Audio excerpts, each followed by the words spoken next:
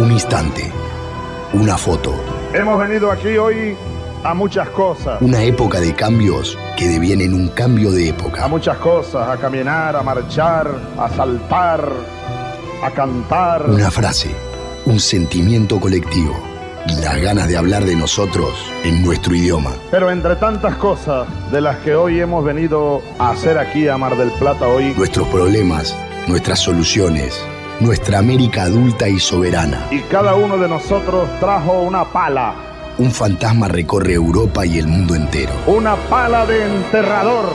Un continente que expone a la faz del mundo entero sus conceptos, sus fines, sus aspiraciones. Y una frase que lo resume todo. Porque aquí en Mar del Plata, gritada en el lugar indicado, está la tumba del Alca. En el momento exacto. Vamos a decirlo.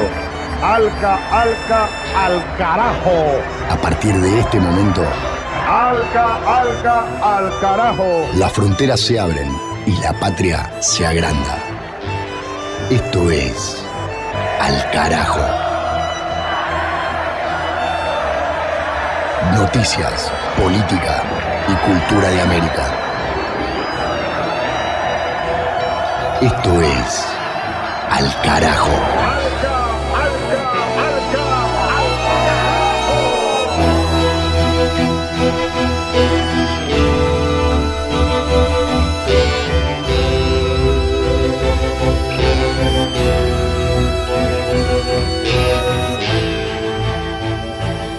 Este es el programa 8 de la temporada 11 de este año 2020 de Al Carajo, empezando esta recorrida informativa, periodística y también cultural y musical por América Latina y el Caribe.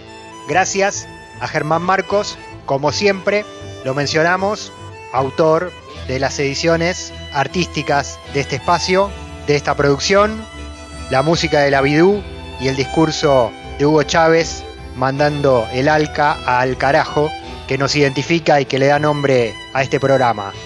También Mavi Sosa forma parte del equipo para las historias y la literatura de América Latina, en esta emisión con doble trabajo porque se cumplió un aniversario de la muerte de García Márquez.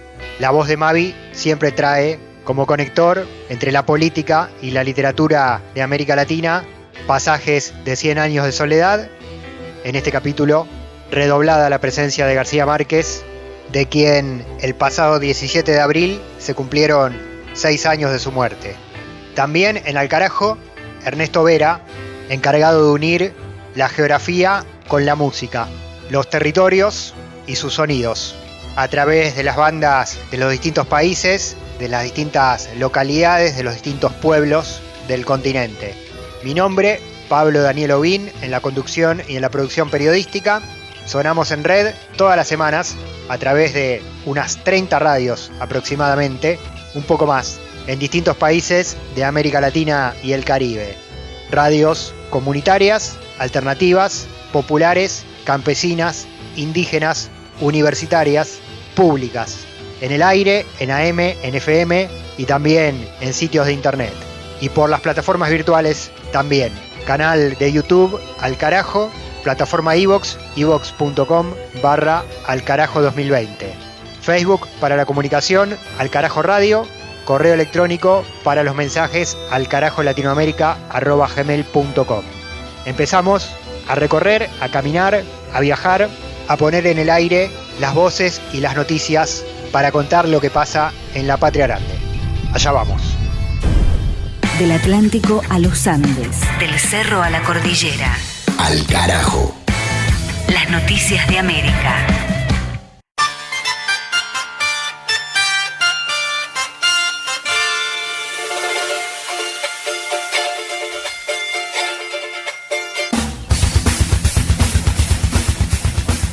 En Ecuador, los sindicatos y los empresarios rechazaron las medidas para paliar la crisis por el coronavirus. El Frente Unitario de Trabajadores, la mayor central obrera del país, rechazó el paquete anunciado por el presidente Lenín Moreno en medio de la pandemia, al que catalogaron como inconstitucional, por lo que instaron al Parlamento a no darle tratamiento.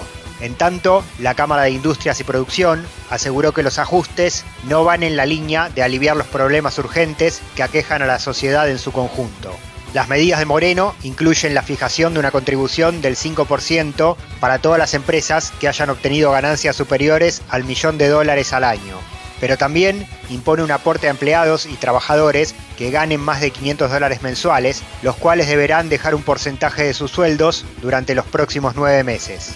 Como justificativo a esos recortes, el oficialismo advirtió que Ecuador sufre una triple crisis: sanitaria, económica y social, agravada por la pandemia del COVID-19. El director del Centro de Derechos Económicos y Sociales de Ecuador, Pablo Iturralde, acusó que con este paquete el gobierno de Lenín Moreno está retomando la agenda neoliberal impuesta por el FMI en medio de la crisis y de las muertes producidas por el coronavirus. A ver, estas medidas no responden a la crisis sanitaria. Las medidas implican una recuperación de la agenda de medidas que estaban comprometidas con el FMI, que se interrumpieron después de las protestas de octubre.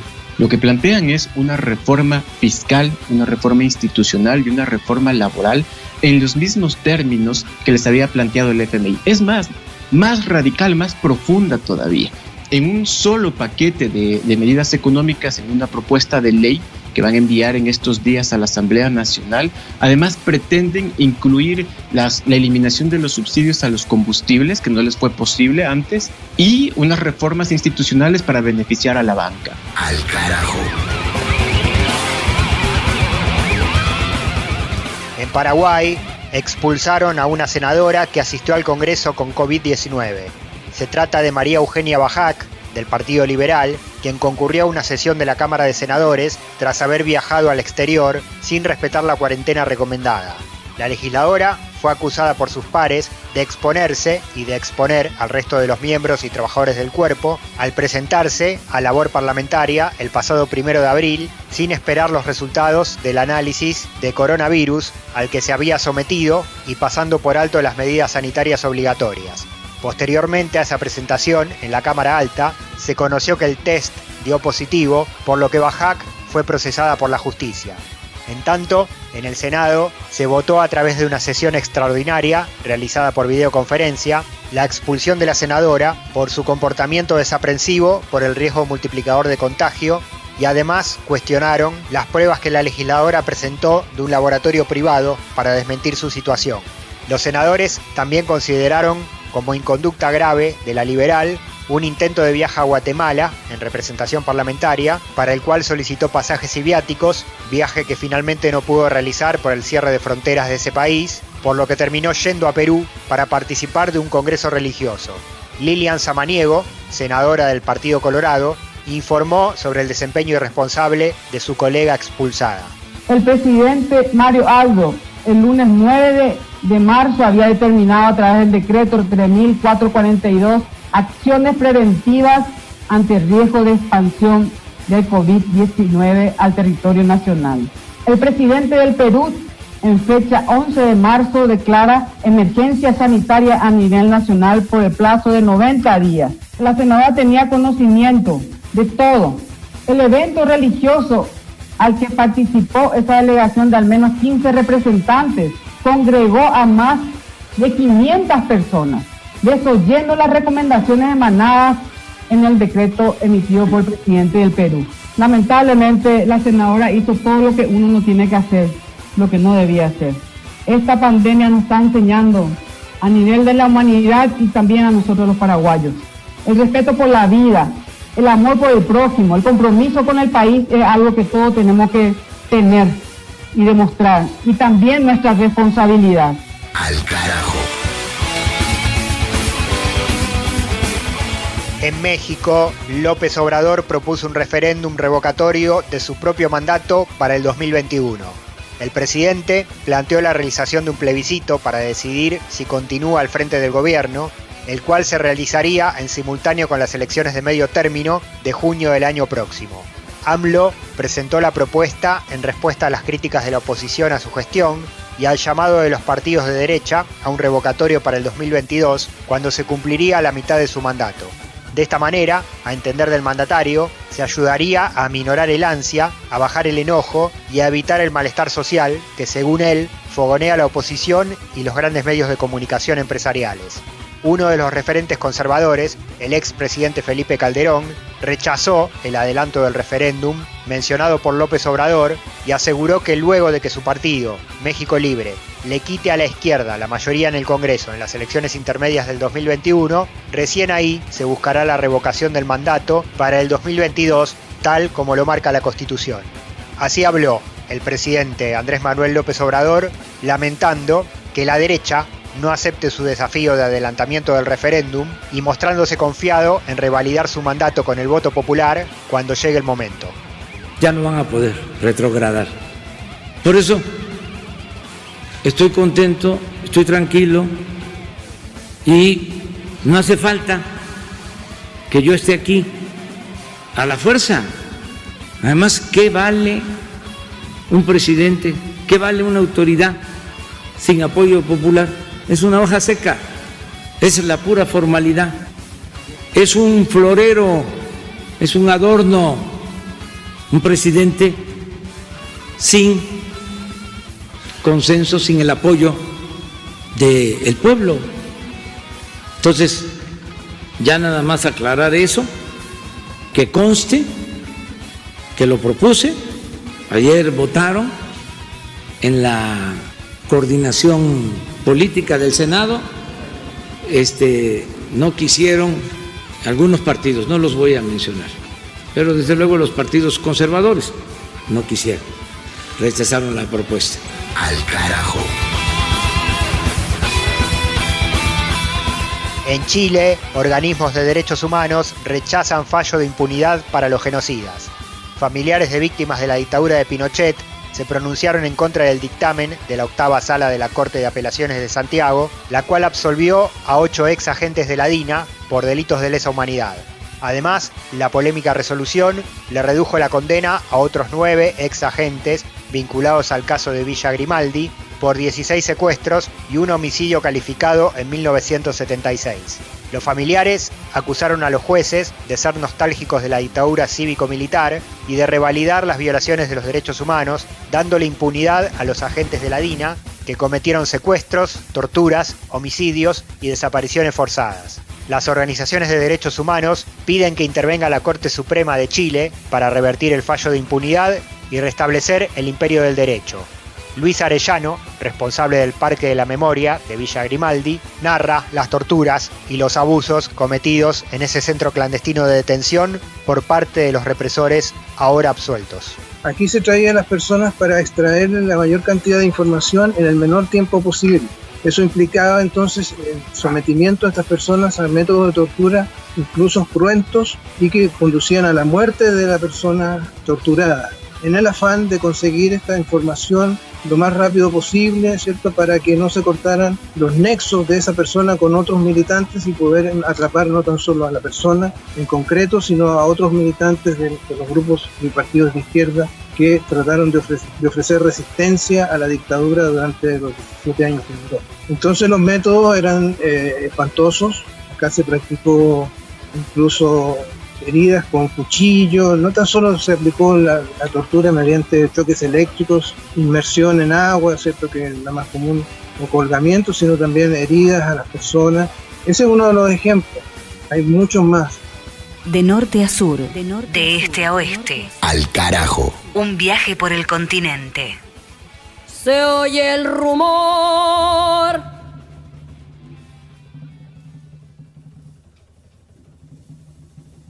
de un tambor. Se oye el rumor de un tambor. Batata toca tu tambor, batata suena tu tambor, tambor, tambor, tu tambor, tambor, tambor, tu tambor. Ecuador, Paraguay, México y Chile fueron los primeros destinos que tocamos en este capítulo de Al Carajo con la información. Ahora ponemos pausa a la actualidad y nos vamos a la historia. Como siempre, de la mano de Mavi Sosa, esta vez no exactamente desde una canción, como hacemos siempre, sino desde una conmemoración.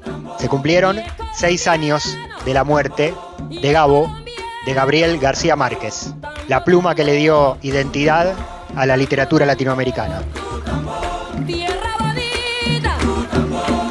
El 17 de abril de 2014 fue Jueves Santo. Ese día, al igual que Úrsula Buendía, uno de sus mejores personajes, murió Gabriel García Márquez, quien fuera una de las plumas más latinoamericanas y más valiosas que tuvo nuestro continente. A 6 años de su muerte, en Al Carajo, recordamos y homenajeamos al autor.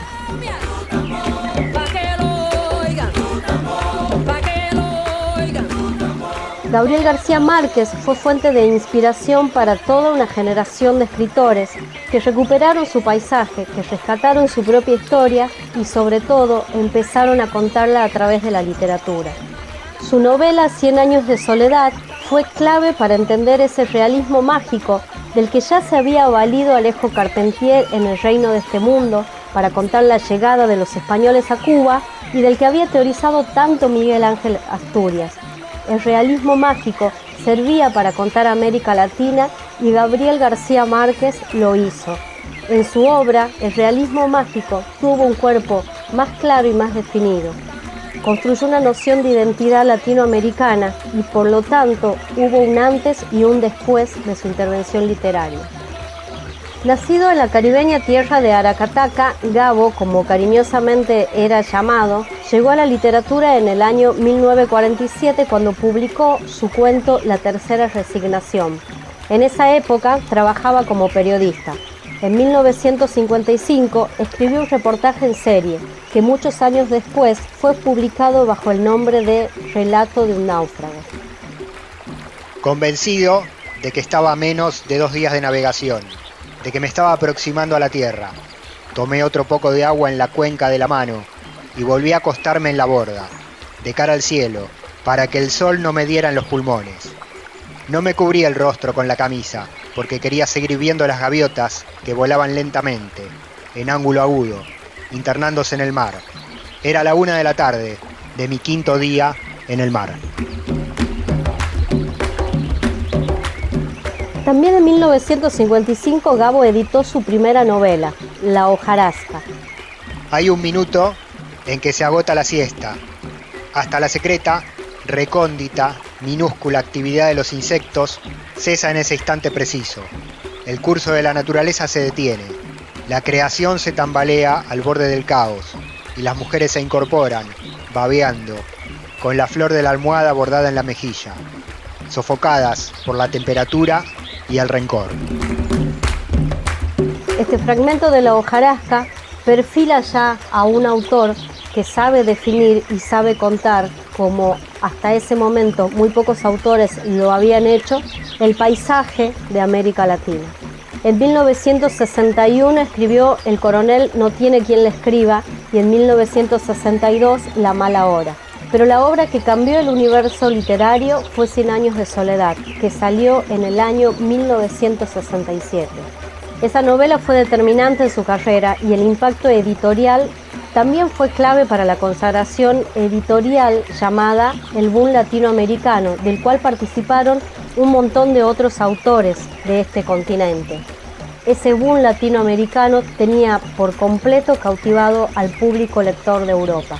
Fue además autor de obras clásicas como El amor en los tiempos de cólera, De amor y otros demonios, El otoño del patriarca y Crónica de una muerte anunciada, pero principalmente fue creador de un territorio eterno y maravilloso llamado Macondo, donde transcurría la historia de la familia Buendía en 100 años de soledad. Su carisma, su inteligencia, su simpleza y su sensibilidad le permitió tener amistades en todas partes del mundo. Una de las más importantes, sin duda, fue la que mantuvo desde que se conocieron en 1959 con Fidel Castro. Sus encuentros eran verdaderas celebraciones donde se extendían las discusiones sobre un tema que lo apasionaba mucho, el socialismo. En 1982, Gabo recibió el Premio Nobel de la Literatura. Fue el primer colombiano que llegó a este premio y el cuarto latinoamericano. El día que lo recibió, llegó con una agrupación de músicos populares de su país, entre los que estaba Totó la Momposina. La idea fue recrear ante la Academia Sueca una verdadera celebración latina. Dicen que el día que Gabo nació llovía furiosamente en Aracataca. El día que murió, en México, también llovió, pero dicen que la lluvia era bastante más calma. Fue un jueves santo, con fecha inolvidable, como él, como este hombre que nos regaló la posibilidad de entendernos como latinos. Cuando recibió en 1982 su premio Nobel, América Latina era un campo minado de dictaduras sangrientas. En su carta de aceptación tuvo un minucioso análisis de la relación entre nuestro continente y Europa. Con este fragmento de esa carta, llamada La soledad de América Latina, terminamos este homenaje al entrañable autor colombiano.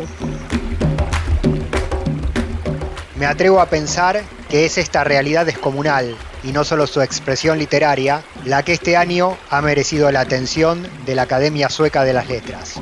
Una realidad que no es la de papel, sino que vive con nosotros y determina cada instante de nuestras incontables muertes cotidianas, y que sustenta un manantial de creación insaciable, pleno de desdicha y de belleza, del cual este colombiano errante y nostálgico no es más que una cifra más señalada por la suerte. Poetas y mendigos, músicos y profetas, guerreros y malandrines, todas las criaturas de aquella realidad desaforada, hemos tenido que pedirle muy poco a la imaginación, porque el desafío mayor para nosotros ha sido la insuficiencia de los recursos convencionales para hacer creíble nuestra vida. Este es, amigos, el nudo de nuestra soledad. Gabriel García Márquez partió un 17 de abril de 2014, a pocos días de ese aniversario. Lo recordamos acá en Alcarajo, con sus textos que siempre atraviesan el aire de este programa, con las lecturas que hace Mavi de 100 años de soledad. Gracias, Mavi Sosa, por este pasaje de historia de raíz latinoamericana. Se nombró a Totó la Momposina, que estuvo en esa entrega del Premio Nobel de Literatura al gran escritor colombiano. Suena en Alcarajo la gran música colombiana de Totó la Momposina.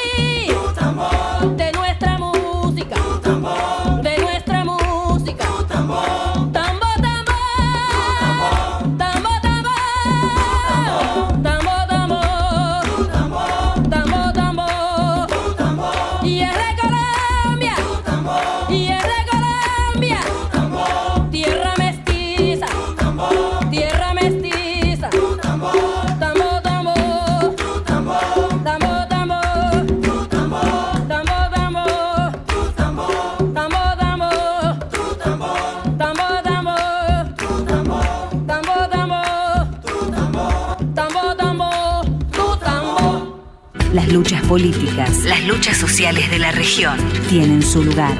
Al carajo.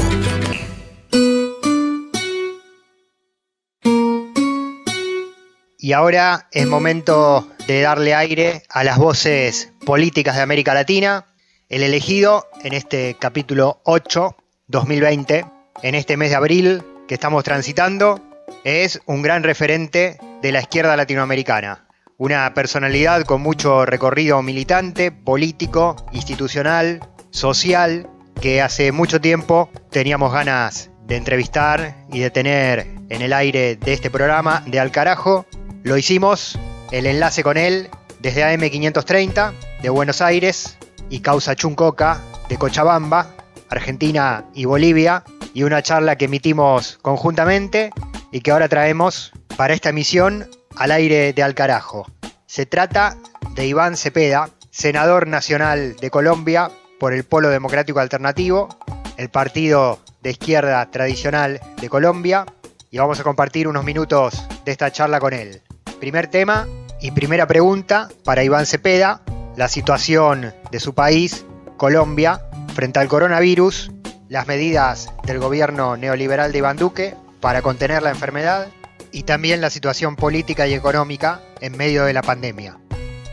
Bueno, Colombia está sufriendo, por supuesto, las consecuencias epidemiológicas, sociales, económicas de esta crisis global.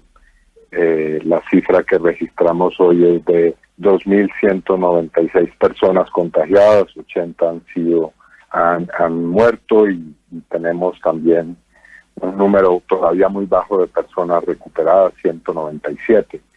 Las medidas que se han tomado en términos generales son medidas que intentan contener la epidemia a través de medidas de aislamiento, pero que tienen todavía profundas deficiencias, muy bajo nivel de realización de pruebas y de test que nos permitan tener la claridad de cuántos son realmente, cuántas son las personas contagiadas realmente, las personas que están contagiadas y que no presentan síntomas, y poder sobre esa base, como se ha hecho en otros países que han mostrado políticas eficaces, tener un control mucho más efectivo.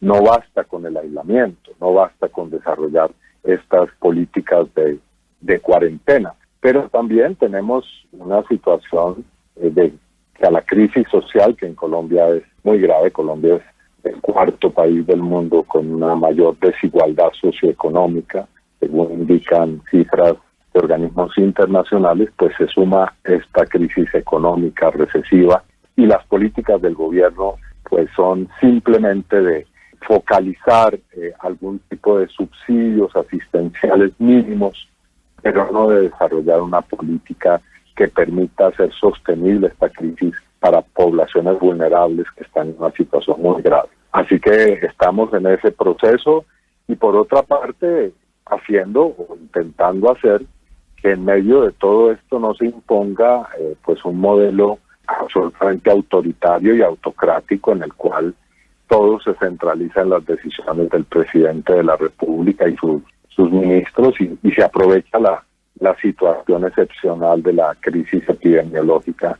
para generar medidas de excepción que pueden ser muy graves y lesivas para la poca democracia que tenemos en Colombia. Claro, esto es clave, senador, porque el gobierno de Iván Duque venía bastante cuestionado, ¿no? Antes de la pandemia, antes del aislamiento social o de la cuarentena, ya venía con paros nacionales, con protestas en las ciudades, también de los campesinos, de las distintas regiones. Venía en declive el gobierno, y ahora quizás, como usted dice, ¿no?, en el marco de la pandemia encuentra una red o un sostén para buscar validarse de otra manera. Bueno, yo creo que si es esa la aspiración, pues realmente es una aspiración que se sustenta sobre una base muy débil, porque puede ser que, digamos, momentáneamente aparezca el gobierno tomando decisiones eficaces o supuestamente eficaces e intentando mostrarse como un gobierno generoso y socialmente sensible, pero en la opinión pública continúa obviamente la indignación, la rebeldía por todo lo que hemos visto en estos 2 años de gobierno. E incluso, hay que decirlo, a pesar de que hoy el foco de la atención de la opinión pública está sobre la pandemia, por supuesto, pues no han dejado de seguirse desarrollando o apareciendo evidencias de nuevos escándalos. Hemos tenido en este último mes 3 escándalos que vinculan al gobierno y al partido de gobierno a relaciones con el narcotráfico, a hechos de corrupción electoral que se hicieron en el momento de la elección del presidente, y que son escándalos que van, digamos, cuyos datos y pruebas y evidencias van apareciendo todavía. Es decir, tuvimos la situación de la excongresista Aida Merlano, que apareció en Venezuela que tuvo que irse a Venezuela porque ella dice que la iban a asesinar, una persona vinculada con clanes políticos muy poderosos que eligieron o que contribuyeron a la elección del actual presidente de la República. Después vino el escándalo de las relaciones del presidente y del senador Álvaro Uribe con un narcotraficante en la costa atlántica, el señor José Guillermo Hernández, que es un capo testaferro del narcotráfico, y esta semana acaba de aparecer también otro escándalo, de esta vez vinculando a la vicepresidenta Marta Lucía Ramírez, en una situación en la cual había negocios de la empresa de su esposo con otro narcotraficante y paramilitar. Así que a pesar de todas estas circunstancias que estamos viviendo en esta emergencia, pues esas situaciones siguen ahí, por supuesto, y eso no puede ocultarse ni siquiera con un hecho tan grave como el que estamos padeciendo. Extracto de nuestro contacto con Iván Cepeda, senador del Polo Democrático Alternativo de Colombia. Lo estamos compartiendo en Al Carajo. Segunda parte de la nota con él. Ahora le preguntamos por el contexto regional, la presión cada vez más fuerte de Estados Unidos contra Venezuela a escala militar y económica, y el rol del gobierno de Colombia. El presidente derechista Iván Duque, del cual Cepeda es el principal opositor, alineado directamente con los intereses de los Estados Unidos de América. A la sombra de esta emergencia, pues se ha desatado una operación militar sin precedentes, y se trata de una orden para hacer presencia a través de flotas y de distintos buques y acorazados en el Mar Caribe, con el objeto supuestamente de combatir el narcotráfico, y el narcotráfico que dice Estados Unidos proviene o de las redes del narcotráfico que están en Venezuela.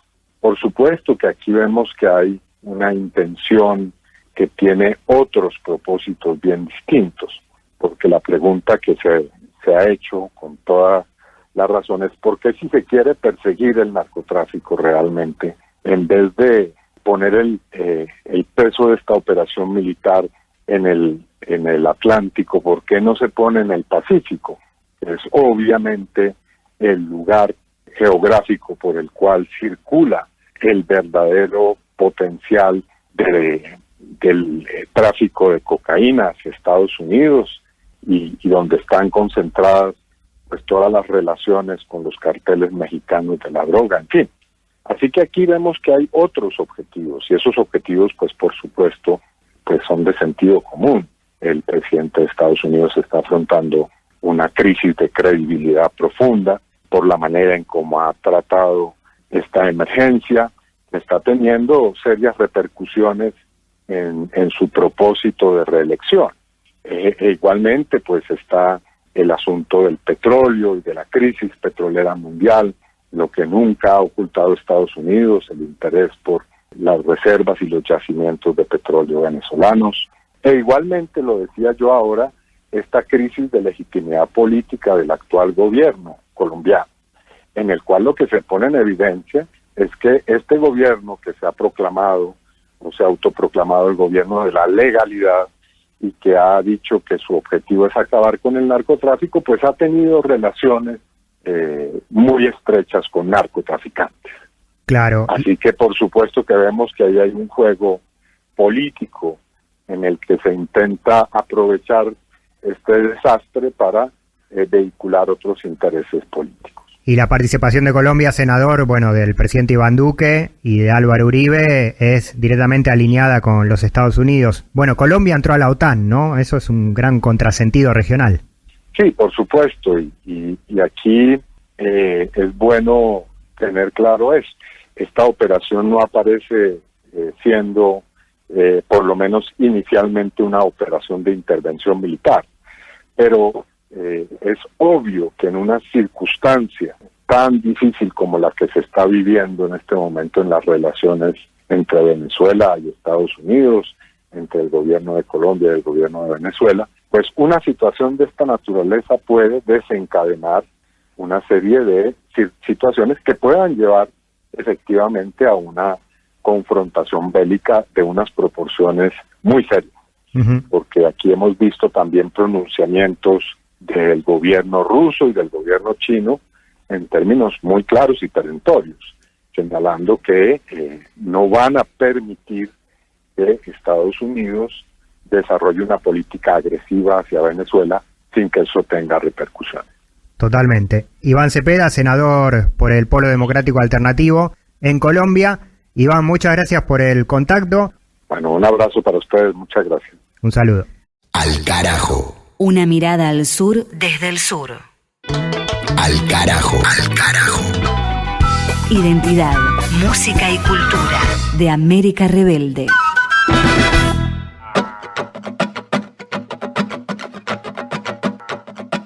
Sonido de tambores, tambores con origen en África y cuerdas con origen en Europa, pero con espíritu y sangre latinoamericanos.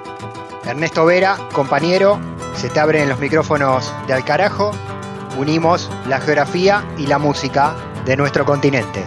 Hola Pablo, hola audiencia de Al Carajo. El grupo elegido de hoy es de Montevideo, ciudad capital de Uruguay, capital más austral de América, situada a orillas del Río de la Plata. Tiene una población de 1.380.000 habitantes y ahí en Montevideo podemos encontrar al grupo Milongas Extremas, un cuarteto de guitarras criollas y voces con actitud rockera. Los empezamos a escuchar en Al Carajo, Milongas Extremas, haciendo el tema Mi Condición.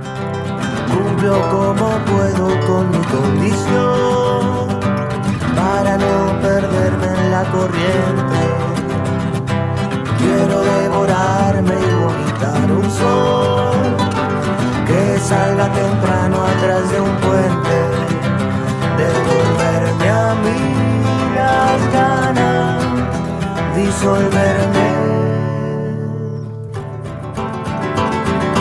por querer ser fiel a mi condición, vi a mi corazón entre la gente, darse contra todo y sin tener razón, ir gritando todo lo que siente, que es tan fácil pensar, tan difícil hacer, más difícil amar así, sin saber.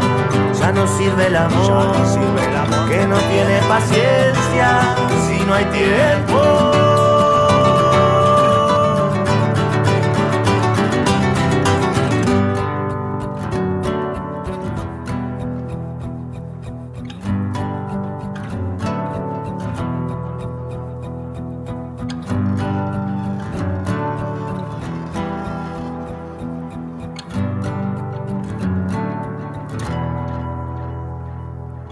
Cumplo como puedo con mi condición para no perderme en la corriente. Quiero devorarme y vomitar un sol que salga temprano atrás de un puente, que es tan fácil pensar, tan difícil hacer, más difícil amar así, sin saber. Ya no sirve el amor, que no tiene paciencia si no hay tiempo, si no hay tiempo.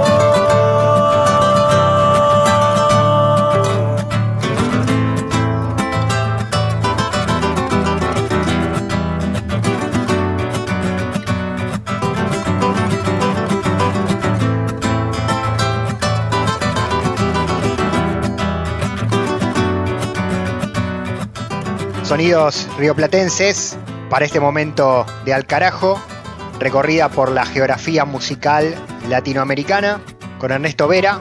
Milongas Extremas, grupo de Montevideo, Uruguay, que se formó a mediados del año 2008 con la idea de versionar canciones del grupo de rock español Extremoduro con guitarras criollas y la influencia del folclore rioplatense.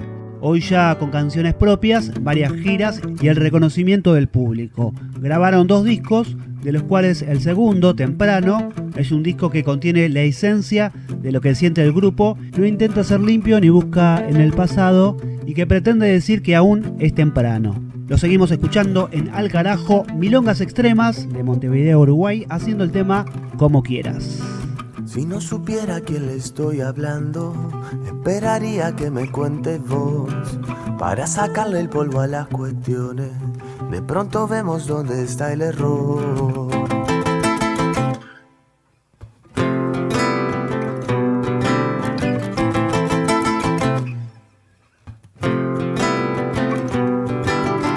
Quizá la noche oscureció las cosas, o fue el alcohol que me inundó en calor.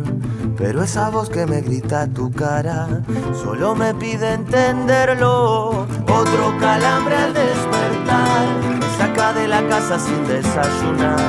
Si soy un necio y quiero decir que no voy a esperar a verte sangrar o reír.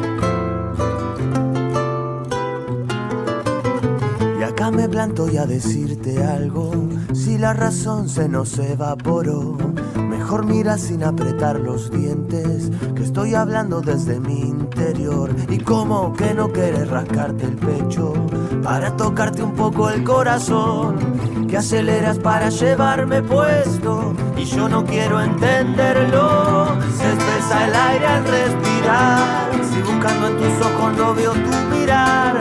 Si soy un necio y quiero decir que no voy a esperar a verte ladrar y partir. Y si no llegamos a un acuerdo, olvidemos la razón, podemos tener un desencuentro. Y si no llegamos a un acuerdo, olvidemos la razón, podemos tener un desencuentro.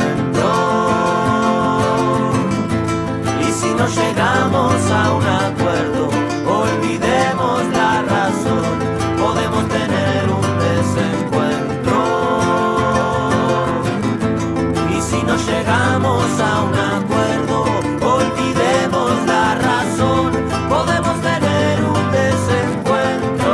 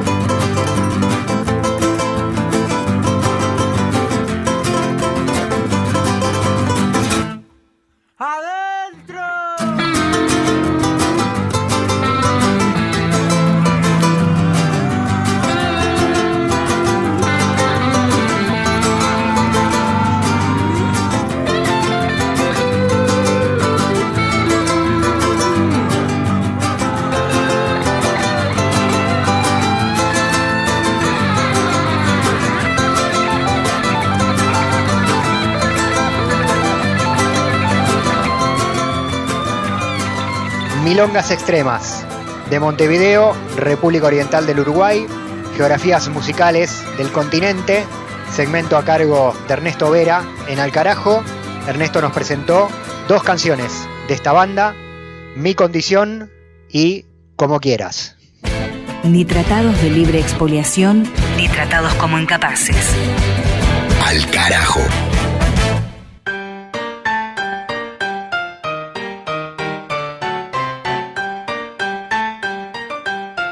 Último tramo informativo de este capítulo. Al Carajo se emite en red por radios de toda América Latina y el Caribe. Esas radios no solo son nuestro parlante, sino también nuestra fuente de información. Así que acá, en este segmento, va el ida y vuelta de voces y de noticias. Contacto primero con Cuba, reporte de Marisa Gutiérrez desde Radio Habana, la situación en la isla intentando contener el coronavirus a pesar de los perjuicios económicos del bloqueo norteamericano. A pesar de los cuantiosos recursos y esfuerzos que el Estado cubano destina a la alimentación y la agricultura, las consecuencias del bloqueo norteamericano contra nuestro país no son ajenas a este sector. Según el último informe publicado sobre las afectaciones del cerco norteamericano en el sector de la alimentación, los daños ascienden a más de $412.200.000. La llegada de la pandemia de la COVID-19 a Cuba ha constituido un desafío adicional para garantizar la alimentación adecuada a la población en medio de las condiciones de distanciamiento social requeridas para cortar la cadena de transmisión del virus. A causa del cerco económico, Cuba no puede comprar en los Estados Unidos las materias primas, ni los materiales, ni los equipamientos para modernizar sus líneas de producción de alimentos. Y las empresas están obligadas a importar alrededor del 70% de sus materias primas en España, Brasil, Italia, Argentina y México, países cuyas economías hoy sufren severas afectaciones por la pandemia, lo que podría perjudicar su volumen de exportaciones en un futuro cercano. Ante esta situación, el viceprimer ministro y ministro de Economía, Alejandro Gil, explica la estrategia cubana. Nosotros estamos enfocados en la producción nacional de alimentos. En el contexto actual, vamos a priorizar con los recursos disponibles que tenga el país, vamos a priorizar en una primera instancia la producción agropecuaria. Tenemos que encontrar en nuestra agricultura las fuentes principales para la alimentación de nuestro pueblo. Nosotros tenemos que, en este contexto, buscar la manera de aprovechar lo más posible las posibilidades que tenemos en la agricultura nuestra, ubicando hacia ahí los financiamientos, y lo que podemos hacer con nuestras propias manos es nuestra tierra. A esta estrategia debemos añadir que Cuba tiene organizado un sistema socialista de distribución equitativa a partir de una canasta básica subvencionada por el Estado, independientemente de la red de tiendas que existen en todo el territorio nacional. Dicha canasta básica se asienta en un registro nacional de clientes o consumidores y constituye una de las vías más efectivas que ayuda a fortalecer la distribución interna de alimentos con equidad para toda la población a lo largo y ancho del país. Sobre esta forma de distribución, les propongo escuchar a la ministra de Comercio Interior, Betsy Díaz Velázquez. Interno, por supuesto, es un receptor de todo ese efecto de la economía, tanto internacional como nacional, pero en ese contexto nuestro país sigue priorizando como todos los meses, y a veces no le damos todo el valor, la canasta familiar normal, que como regla los días primeros tenemos disponible, segura, en todas las bodegas del país. A pesar del cerco norteamericano que intenta rendirnos por hambre y enfermedades desde hace 60 años, hoy Cuba se encuentra entre las naciones que más han avanzado en sus políticas alimentarias con igualdad y están más cercanas a alcanzar las metas incluidas en el segundo objetivo de la Agenda de Desarrollo Sostenible 2030, según consta en el Informe sobre Política Alimentaria Mundial de 2018. Frente al desafío que impone la pandemia de la COVID-19 y la política del bloqueo norteamericano, Cuba levanta la bandera de la solidaridad, reafirmando la máxima martiana de que patria es humanidad. En Radio Habana, Cuba, Marisa Gutiérrez. Al carajo. Una crónica de la región. Del reporte de Radio Habana, Cuba, al siguiente y último contacto desde los territorios para este capítulo de Al Carajo, Alexi Chévez, de ALER, Perú, con los planes de apoyo a los trabajadores del presidente Martín Vizcarra para enfrentar la cuarentena por la COVID-19. El pasado martes 14 de abril, como parte de las medidas económicas para enfrentar la pandemia del COVID-19, el presidente de Perú, Martín Vizcarra, aprobó la suspensión perfecta de labores como una alternativa para apoyar a las empresas que ya no tienen cómo afrontar sus obligaciones con los trabajadores. La suspensión perfecta de labores es un mecanismo de preservación de empleo que rige solo en ciertos casos especiales, donde no se puede garantizar ni la prestación del servicio del trabajador, ni el pago remunerativo por parte del empleador. La suspensión perfecta representa la paralización temporal del contrato laboral, pero sin desaparecer o finalizar el vínculo laboral entre el empleado y el empleador.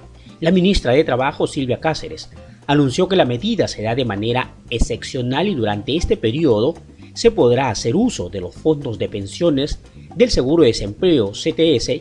Incluso el Estado podría otorgar una subvención al trabajador.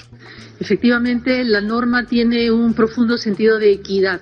Está pensado en trabajadores que, habiendo agotado con los empleadores la posibilidad de llegar a acuerdos para mantener el empleo a cambio de una remuneración, estos esfuerzos terminan siendo infructuosos. En ese sentido, de manera excepcional, se abre la modalidad de suspensión perfecta de labores. Es una modalidad que ya el ordenamiento laboral contemplaba, pero lo excepcional y además lo favorable en coyunturas como esta es que esta modalidad viene acompañada de ingresos para los trabajadores que representan un paliativo a la situación. Para todos los trabajadores que pudiesen quedar comprendidos en una situación de suspensión perfecta de labores, se abre la posibilidad de que puedan retirar parte de su compensación por tiempo de servicios.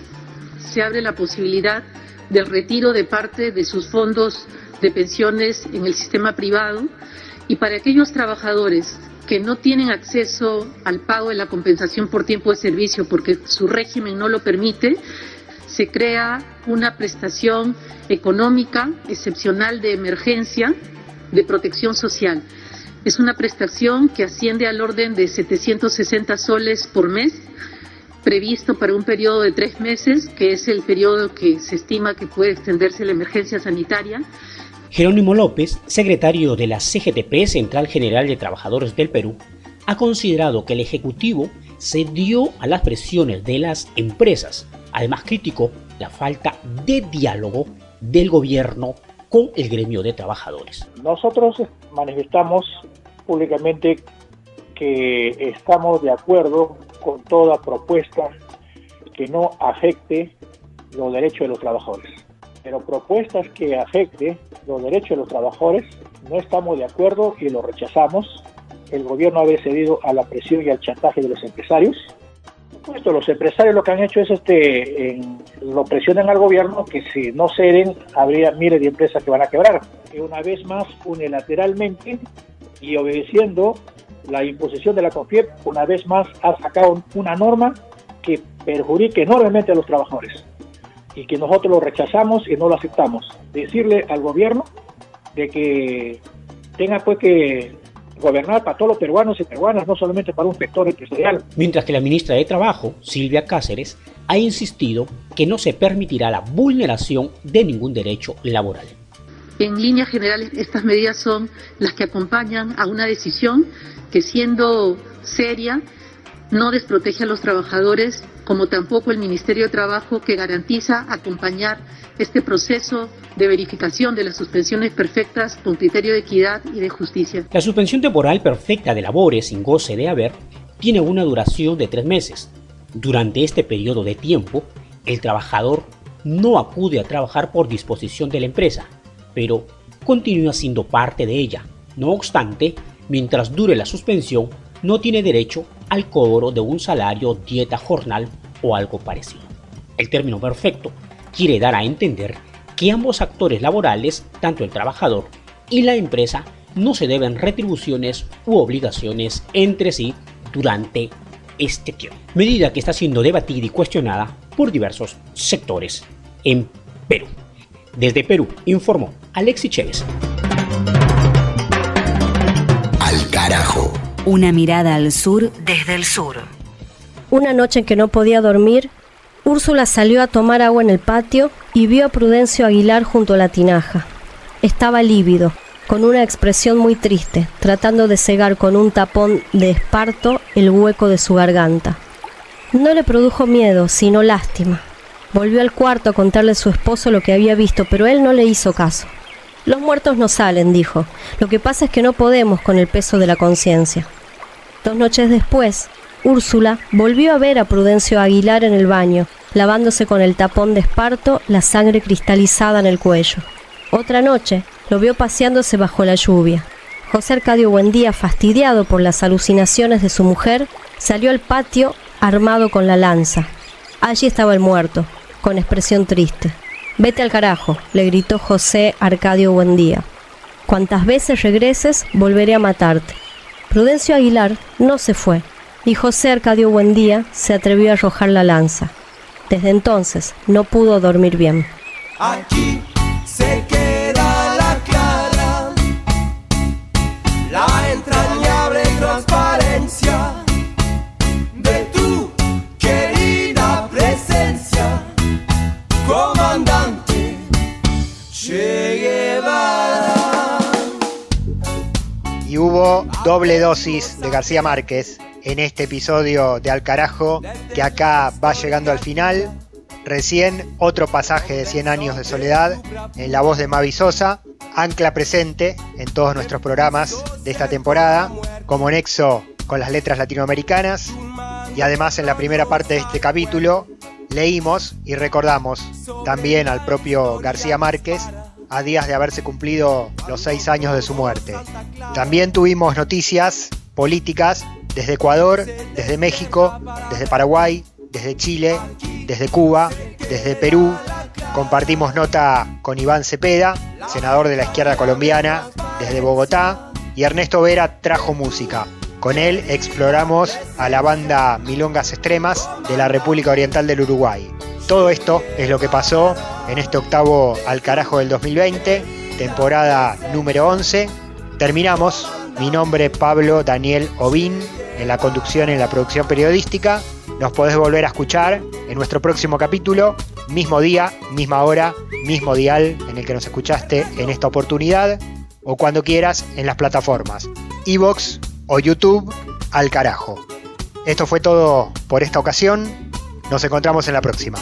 Aquí se queda la clara, la entrañable transparencia de tu querida presencia, comandante Che Guevara, de tu querida presencia, comandante Che Guevara.